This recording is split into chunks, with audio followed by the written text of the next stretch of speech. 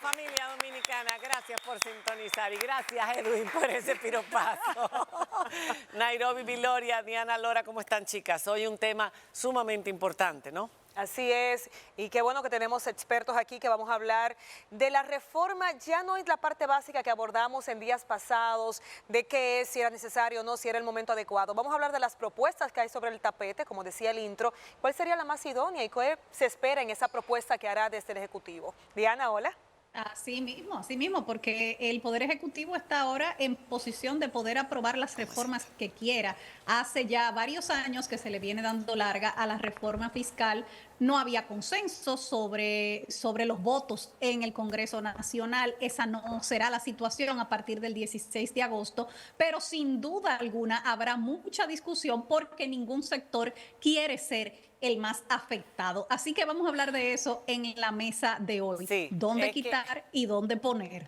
Exactamente. Es que cada vez que un gobierno empieza, se habla de hacer, porque es un compromiso desde el año 2012, cuando se estableció por ley la estrategia de desarrollo nacional, era una de las reformas fundamentales, era el pacto, que no es lo mismo que reforma, aunque si hablamos de reforma fiscal podemos decir pacto o reforma fiscal, que no es tributaria, que es mucho más amplia, por eso es integral. Pero cada vez que se habla del tema, pues se disparan las alarmas. En el 2016, que tenía que haberse hecho, no se hizo, porque además sabemos que es una paila muy caliente a la que nadie le quiere echar mano por el precio o el temor a quemarse políticamente. Lo mismo pasó en este gobierno en el 2020, cuando el presidente Abinader habló de una posible reforma, se dispararon todas las alarmas, porque lo que preocupa, y antes de presentar el informe yo quiero decirlo, lo que más preocupa es que en una sociedad de profundas desigualdades, a pesar de nuestro crecimiento económico, de ser un modelo de ejemplo para la región, seguimos teniendo profundas desigualdades, que esta reforma fiscal ahonde esas desigualdades, que sí es verdad que son necesarias para el desarrollo. Eso lo vamos a ver, porque hay muchas cosas que no se han hecho que pudieran quizás postergar la reforma. ¿Hasta qué punto es necesario postergarla? Lo vamos a ver también en nuestra mesa, pero que se haga una reforma equilibrada y justa, que te dé, que te quite, pero que te dé, y que tú veas que aquellos que evaden, que aquellos que están privilegiados dentro del sistema, que aquellos que están aparte y fuera del sistema van a seguir igual. Entonces tú dices, ¿qué pasa? Nosotros, los de la clase media pujante, los que pagamos por aquí, por allá y acullá, somos los que vamos ahora a seguir cargando. Por eso es importante que se discuta esto con ustedes, con el público, no solamente con los diferentes sectores, el CES y todo, con nosotros, con el pueblo, pero para que entendamos cómo esto podría redundar en nuestro beneficio y qué sería lo justo para todos nosotros. Así es que nos vamos con el inicio de esta mesa tan interesante con nuestro informe, y nuestro hashtag es Reforma Fiscal ENM. Quizás usted dice, pues yo no pago impuestos, usted paga impuestos. Los impuestos regresivos o los impuestos indirectos, usted paga todo el tiempo impuestos y no se da cuenta. El ITEVI por todos lados también. Si tiene una empresa mediana o pequeña o grande también. ¿Cómo esto puede afectar su negocio? ¿Cómo puede afectar su vida en sentido general a partir de este momento? Adelante con el informe.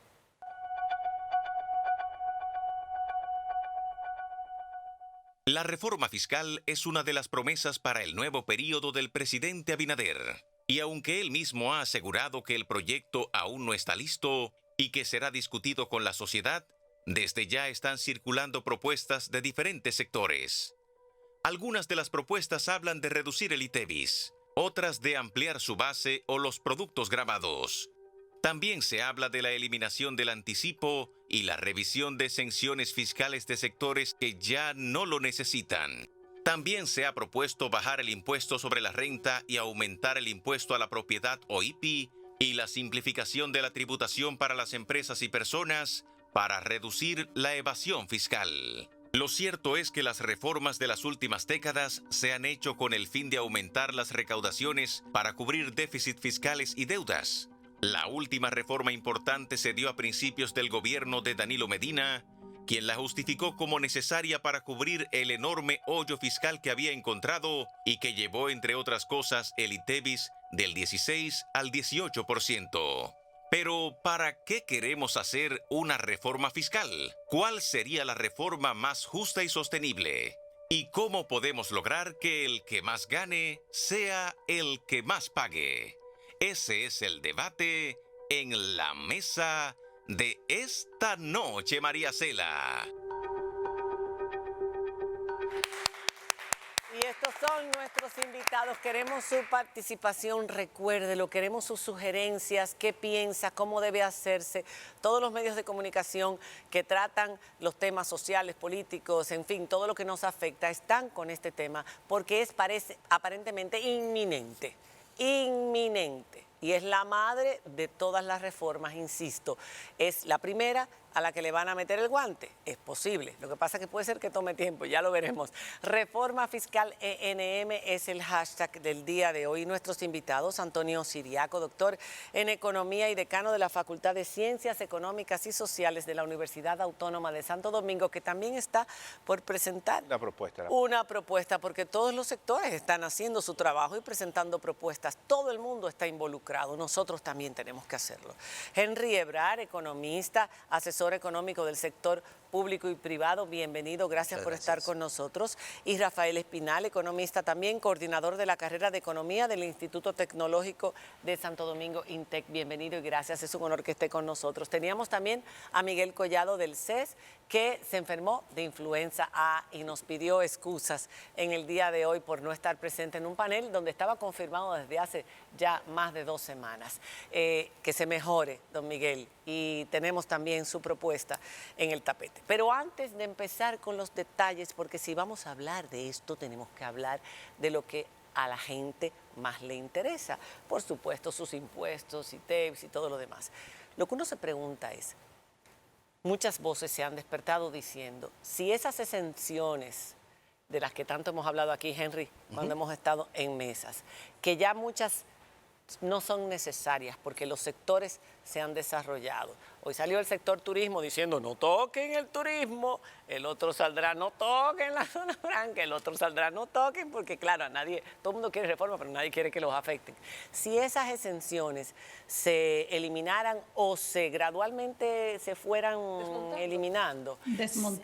Desmontando. Si el sector eléctrico, que representa un déficit tremendo para el gobierno y que tiene que poner mucho dinero en esto, si ese problema se le metieran las uñas y los dientes, ¿cuál era la otra cosa que decía la gente? Que también si la informalidad, si se atrajera simplificando el sistema tributario y ayudando a la gente a traerlos a la formalidad, porque estamos hablando de más de un 50% de gente informal que aunque paga en forma indirecta, no paga de forma directa. Y si se hicieran muchas cosas, sobre todo el tema de la evasión, que todos sabemos que los que más pueden, más evaden, ¿habría necesidad de hacer como quiera una reforma fiscal integral? Sería parte precisamente de una reforma fiscal auténticamente integral, sería precisamente atender también esas partes. Yo creo que es fundamental lo que tú has mencionado, que antes de pensar en cuál tasa aumentar, cuál base ampliar, cuál sector empezar a grabar, hay que ver dónde hay bache muy grande, que todos tienen que ver de cierto modo con informalidad, cosas no tan legales, etcétera, etcétera. Por ejemplo, vamos a dar algunas cifras para ubicarnos. Tú hablaste de informalidad.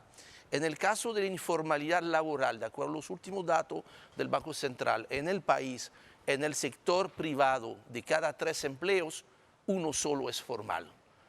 Ahí puede haber un primer consenso entre todos de que eso no puede ser aceptable y que pudiéramos tener como objetivo con estas reformas de formalizar, de modo que mañana, dentro de 5 o 10 años, podemos tener 2 empleos formales por 1 informal.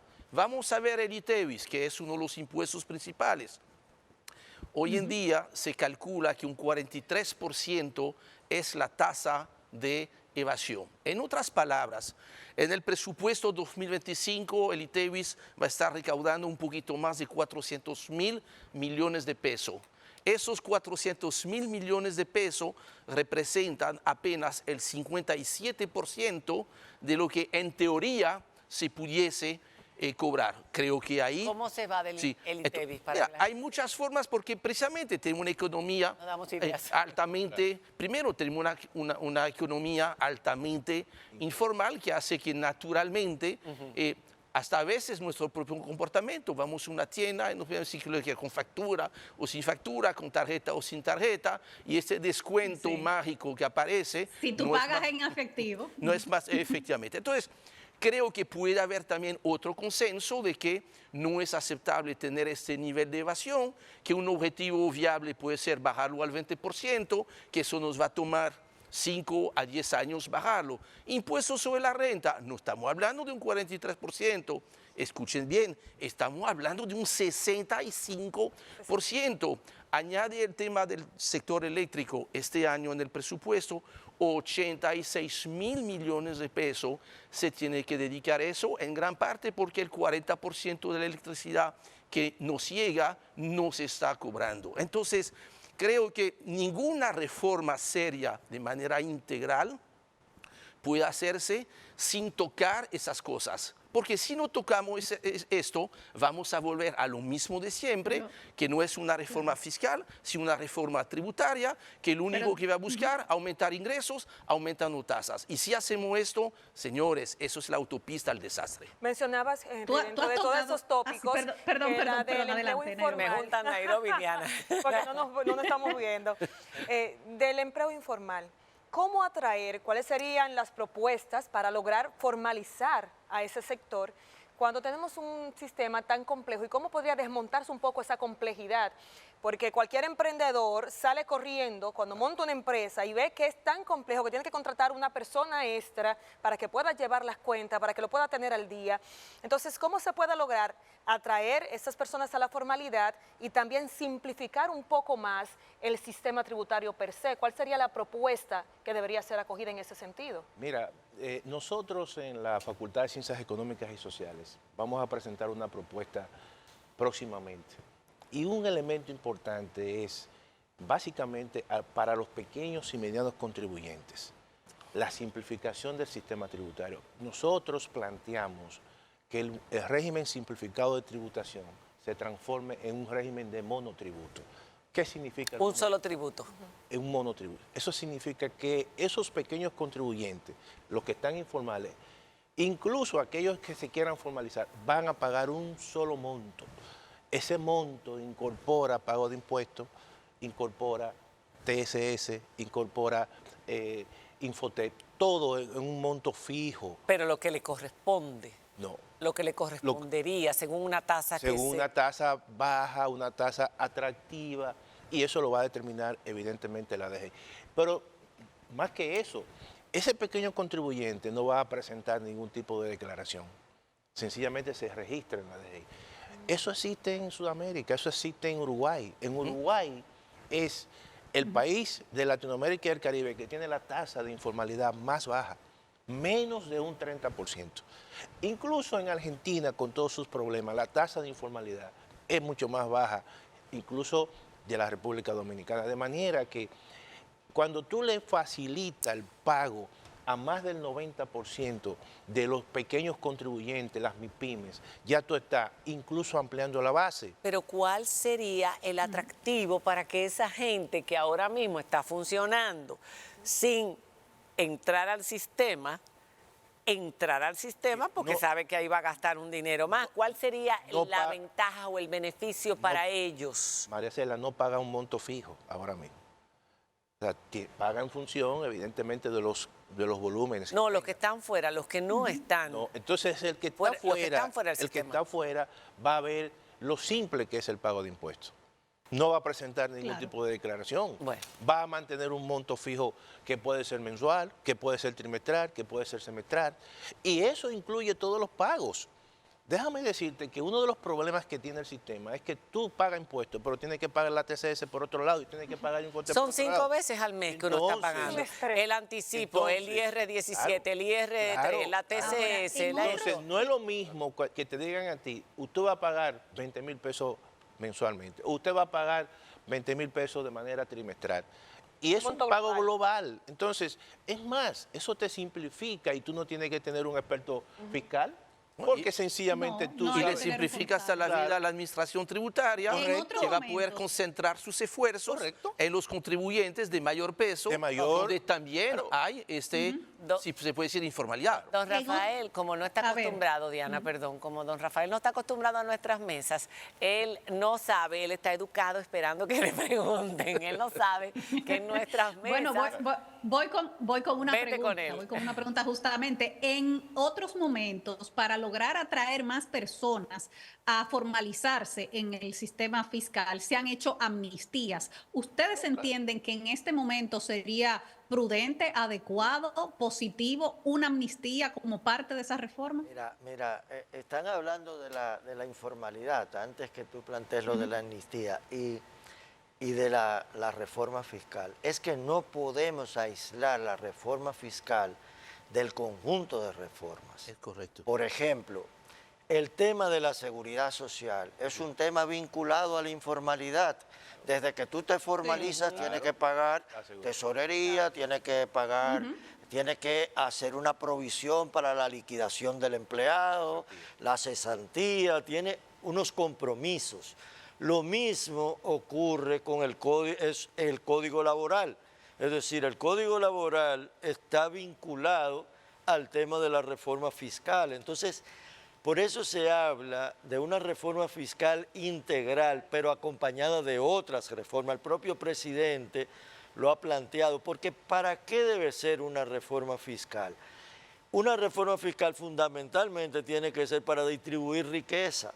La manera que los gobiernos pueden distribuir riqueza y las sociedades a través de la política fiscal. Entonces hay que hacer, en un país donde tenemos una pobreza, que tú dices que de 1 de cada 4 es pobre, la manera de distribuir, y para eso hay que tener más ingresos. Pero yo insisto, si yo, que soy un pequeñito negocio, no estoy pagando ni TCS, ni prestaciones, ni nada de esto, ¿con qué me van a traer al club?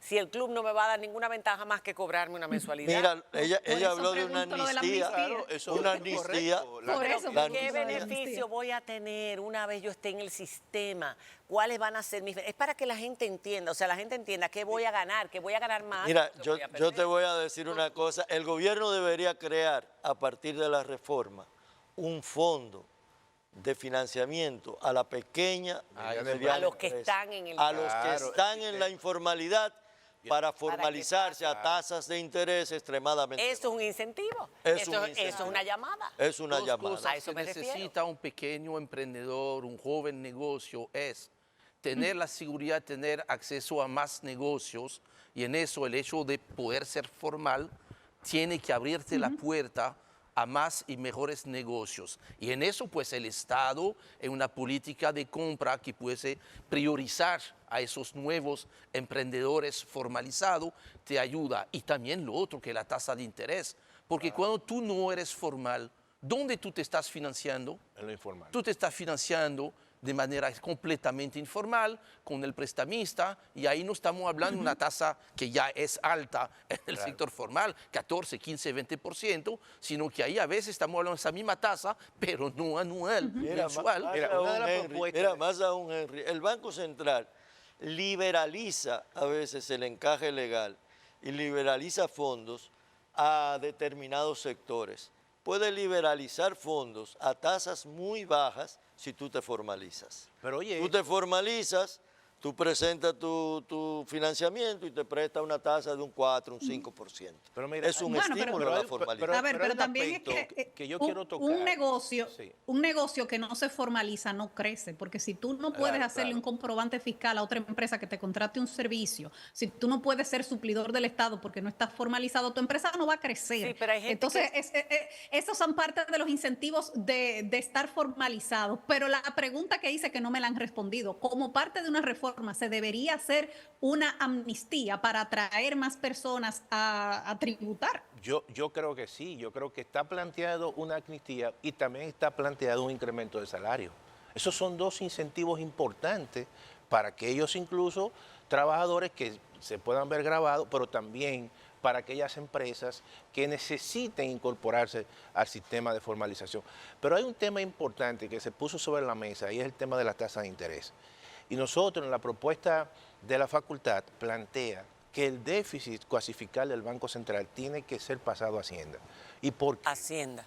Porque eso libera al Banco Central y le permite hacer una política monetaria que induzca a una disminución en las tasas de interés. Las tasas de interés en la República Dominicana generalmente son relativamente altas. Altas. Y eso impide que los pequeños y medianos empresarios puedan tener un financiamiento barato.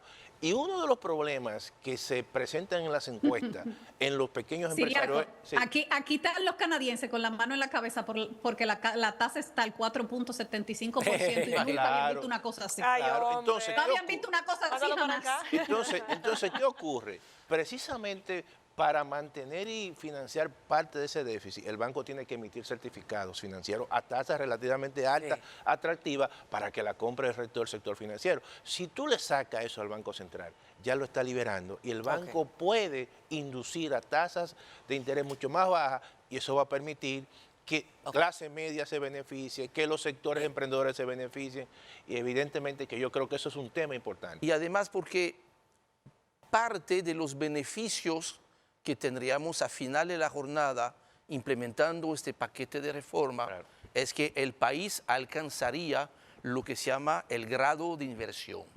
El grado de inversión es la nota muy buena que te ponen las agencias de notación, Standard & Poor's, Moody's y esto, que nos faltan nada más 2 peldaños. Si implementamos las reformas este año, ya han dicho, Standard & Poor's lo ha escrito, nos van a subir un peldaño.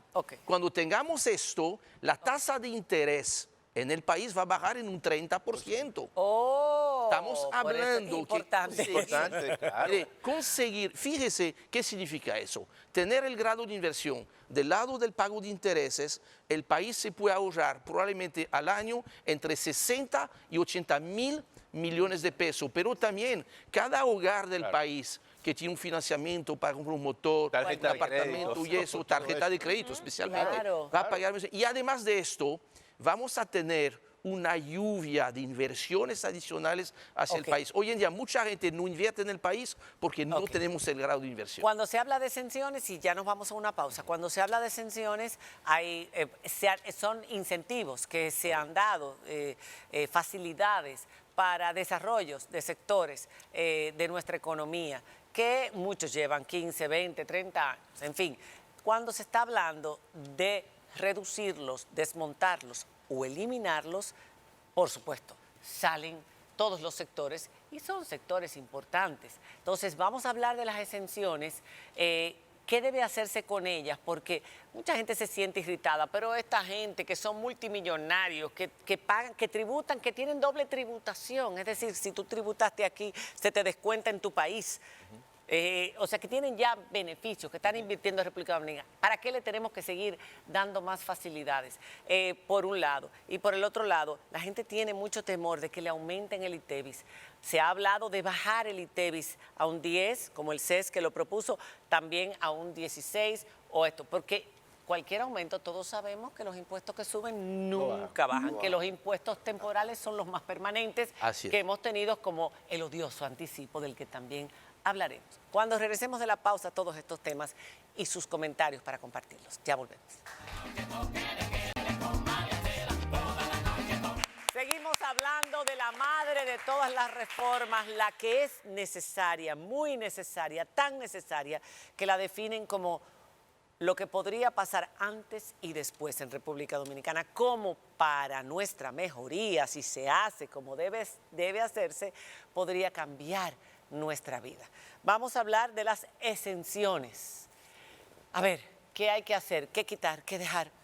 Mira, la propuesta de nosotros en la Facultad de Ciencias Económicas y Sociales, las exenciones son 340 mil millones de pesos. Todos los años, este año, el Estado pierde o deja de ganar, o no deja pierde. de percibir. Deja de percibir porque por otro lado gana. Claro.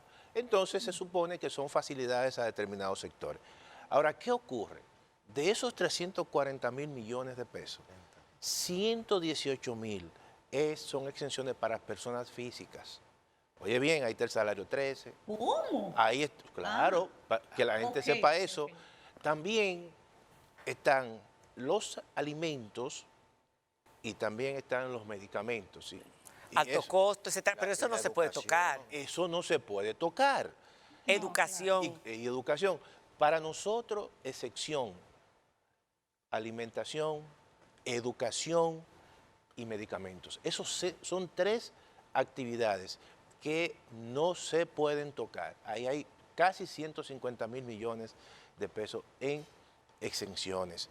Y además, eso sería altamente inflacionario. Además, eso afectaría a los sectores de bajos ingresos. La calidad de vida de la Y gente. la calidad de vida no, de la gente. esos son Ya fundamentales. el resto son otros sectores. Por ejemplo, zonas francas, hay 39.000 millones, estimado. Turismo, hay 13.000 Perderíamos millones. negocio, dejaríamos de ingresar, Yo creo- se compensa y se va en Yo beneficio creo- lo que ganamos Yo producto pienso de que hay ese que revisarla incentivo. una por una en esos casos. En el caso, por ejemplo, del sector zona franca, todos sabemos que es un sector que está muy orientado, obviamente, hacia el exterior y hay una gran competencia. Hay mucha competencia. Y yo creo que en el caso de las zonas francas hay que reorientarla en función de proyectos y visión de desarrollo. En este caso, la República Dominicana pudiese reorientar realmente los incentivos de zonas francas a aquellas sectores, Frontera. empresas que produzcan, por ejemplo, viene con un contenido tecnológico, como el caso de semiconductores, aprovechando incluso el Tratado de Libre Comercio Ok. y que Estados Unidos ha dedicado 278.000 millones de dólares para la promoción de semiconductores en países cercanos Ok. y podemos aprovechar eso. Pero mantener. Hay otros sectores. El turismo yo creo que es un sector maduro. Es un sector que tiene suficiente capacidad para seguir Sector desarrollando. poderoso. Y déjame decirte lo siguiente, hay un elemento importante. El principal factor de incentivo para esas empresas, incluyendo las zonas francas, más que las exenciones, es la tasa de cambio. El tipo de cambio es un precio que es lo Ok. que realmente le hace competitivo. Aquí, para un extranjero, realmente es muy barato. Para un dominicano, La mano de obra. es muy barato. Entonces, yo creo que hay que revisar las exenciones. Lo de las zonas francas. Zonas francas, turismo. Pero reservando zonas que necesitan. Reservando. Por ejemplo, que era lo que yo mencionaba Claro. ahorita, la frontera necesita el desarrollo de zonas francas. Yo entiendo. Entonces hay que facilitar, porque no todo el mundo quiere Yo ir para entiendo allá. que las exenciones en la frontera hay que mantenerlas. Ok. Pero es una ley de incentivos, la de la frontera. Ahora, tengan muchos cuidados ustedes que son comunicadores con el tema de que se promueve, de que vamos a eliminar las exenciones. Como decía Siriaco, las exenciones fundamentales son las del ITEVIS. Claro. Esas son las más importantes, la de los plátanos, la de la yuca, la de los productos de primera necesidad. Esas son las exenciones. Pero él dijo que no. Por eso él dice que no, sí. pero se vende la idea de que quitemos todas las exenciones. Incluso hay propuestas, la propia propuesta del CRES Ampliar la base. plantea Así que, que yo el dije ITEVIS por- sea de una tasa del 10% Perdón. para todos Peligro. los productos. Que me equivoqué, decía Miguel Collado, pero CES, CRES, es Sí. CRES. CRES. Yo dije CES, es el CRES, que es el Centro Económico Regional Económico. Claro, Entonces, y eso lo venden algunos sectores empresariales. Vamos a quitar las exenciones de todo el mundo, Mucho cuidado. incluyendo toda la del ITEVIS y todas las exenciones de los asalariados que deberían aumentarlas, esas exenciones. Es Salario de decir, lujo. no, que el salario que está exento del pago del impuesto sobre la renta no ha sido indexado en los últimos años. En el 2017. Entonces, Claro. desde el 2017. Entonces, ahí lo que hay que aumentar las exenciones a los asalariados. ajá. Y esa sí sería una ventaja de la reforma. Claro. Que tú pagues menos en función de que tú tienes un salario Claro. inferior a los 700.000 pesos Al año. 34.000. por ejemplo. Pero las propias exenciones, tú puedes no eliminarlas, pero poner tasas diferenciadas. Tú quieres estimular al sector turismo de Pedernales, ponle a pagar un 5% de impuestos sobre Que no la sea renta, lo mismo, ¿no? que no sea lo mismo. Ahora, en Punta Cana, no, en Punta Cana págame otro tipo de impuesto, un 20%. ¿Qué- Si tú quieres Localizada. Claro, claro. organizada por región, la frontera, la zona franca. O por polo turístico. O por polo, no, en el caso de la zona franca, tú te vas a una zona franca fronteriza, tú pagas una tasa inferior. Y lo mismo por sectores, porque no tiene, en los 90, el modelo fue poner una tasa, por ejemplo, de 27, no importa que tú seas grande o pequeño, no importa que tú seas de turismo Claro, o comercial, eso no es justo. no importa que tú seas de la medicina o que seas de la educación. Y lo mismo para el ITEVIS. El ITEVIS puede tener tasas diferenciadas. Para aquellos productos pueden tener un 16, pero tú puedes tener una tasa de ITEVIS de un 5% para productos que son mucho más importantes que ir a un restaurante, por ejemplo. Entonces tú puedes tener tasas diferenciadas. Eso existe en Europa, existe en los Estados Unidos, existe en toda América Latina, de que no todos somos iguales para pagar las mismas tasas. De hecho, si vamos en esta misma dirección que apoyo completamente, en el caso del ITEVIS, hoy en día ustedes tienen 10, 15, 20 productos que son parte de la canasta básica que está dentro de la canasta de bienes y alimentos, bienes y servicios del Banco Central, que hoy en día pagan o 16 o 18%. Yo creo que parte de esta reforma, aun cuando se fuese a ampliar la base, sería indispensable determinar 15, 20, 30 productos básicos a los cuales, producto de bajar el ITEVIS al ser una tasa intermedia, pudiesen bajar de precio. Porque entonces te cambia completamente la narrativa alrededor de la reforma de pensar que, mira, el quintil 1, quintil 2, o sea, el 20%, el 40% de los hogares más pobres del país, que son los que dedican casi el 50% de su presupuesto a la compra de alimentos, producto de la reforma, le vamos a decir, señores, el galón de aceite va a bajar de precio, la libra de azúcar va a bajar de precio, el cachú, La la lata de mayonesa, quintil. el café. Y eso no, porque sencillamente se le va a poner una tasa de 0, una tasa de 5, y ahí el precio va a tener que bajar. Inclusive, el presidente va a tener la posibilidad de invitar a las grandes empresas a tomarse un café, para decirle, mire señores, yo estoy haciendo este esfuerzo. Recuerden cuando los precios internacionales del aceite se dispararon un 60%, aquí el precio se disparó un 60%, pero ahora los precios internacionales han bajado un 20%. ¿Y cuánto que se ha bajado el precio al consumidor? Un 5, un 10. Entonces hay la posibilidad de que la reforma fiscal también pueda traer respuestas directas, simpáticas para los que más lo necesitan. Otras exenciones, Henry, el impuesto a la propiedad inmobiliaria. Vamos a hablar del IPI. Del IPI. Vamos a hablar del IPI. Ay, Dios mío, si usted tiene una casa, antes usted tenía una exención, es decir, hasta 10 millones de pesos. Usted no pagaba. Hasta 7 creo que No, era. hasta 7. Hasta 7. Hasta 7, Y perdón. solamente era una sola propiedad, ahora te la suman. De las sumas. Y entonces la exención ahora normal. Es de un- casi, ha subido a ha subido 8, y está alrededor de casi 9 Casi millones. ya, 9, sí. 8 Exacto, a Sobre 9 el monto millones. global de las... El monto global, a 9 millones. Ahora, ¿qué ustedes proponen con relación al IPI? Mira, María Cela, si tú tienes una mansión Claro.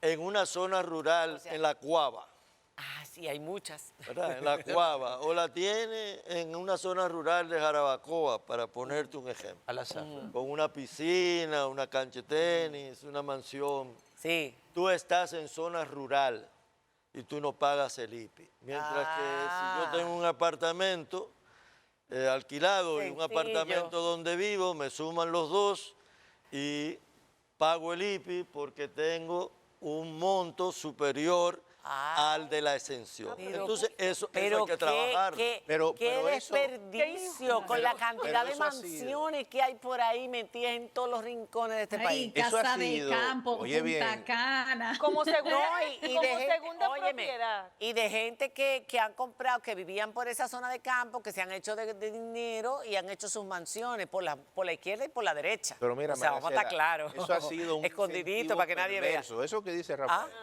Porque hay zonas de altísima vocación agrícola y terreno de altísima vocación agrícola que se han dedicado a proyectos inmobiliarios. Y precisamente Porque no pagan ITI. porque Efectivamente. efectivamente. Y eso Ok. es una gran distorsión. Precisamente porque Eso hay que corregirlo. hay que corregirlo. Y entonces tú corriges, tú puedes mover el tema de la exención, porque mira, Claro. cuanto más alta es la exención, más aprovecha a los que más tienen. Claro. Porque mira, el pobre, tan pobre que mira, tú le puedes subir todo lo que tú quieras de la exención, no tiene Y por nada. dónde utilizarla. Claro. Y combinar esto, porque tiene que haber mayor progresividad en ciertos impuestos. Impuesto a la renta a las personas Tiene que ser progresivo. y el IPI. En el caso del IPI, en vez de empezar con una tasa del 1%, Ok. pudiera empezar con una tasa del 0.5% e ir subiendo, de modo que, mira, de nuevo, tal como manda la Constitución de la República, que cada quien pague en función de su capacidad contributiva. El que tiene mucho paga mucho y el que tiene poco no paga nada. Ahora, hay un tema con... Bueno, tú acabas de mencionar el impuesto sobre la renta. ¿Qué proponen ustedes en relación al impuesto sobre la renta? mira, Mucha ahí gente se lo encuentra altísimo. Precisamente ahí- Pero tenemos que hacer una pausa, Claro, Siriaco. sí, O sea, cuando volvamos con claro. Siriaco y hablemos también del anticipo, Del anticipo. Sí. el odioso Ay, anticipo, sí. se nos quedan. Son muchos los temas que y los sectores y los aspectos que hay que tocar en una reforma fiscal integral. Y ya haremos mesa. Y de hecho, cuando tengamos la propuesta gubernamental que el presidente ha querido, ha mostrado el interés de que sea discutida con los diversos sectores políticos, sociales, económicos, etcétera, pudiendo ser aprobada, porque tienen la supermayoría en las dos cámaras cuando ellos quisieran. Claro. Y tienen que aprobarla. Obvio que si no hacen esta reforma ahora es cuando las van a hacer. Pero es importante que se consensúe. Ya volveremos otra vez a tocar esta mesa. Nos vamos a la pausa y cuando regresemos culminamos con esta mesa y leemos sus comentarios.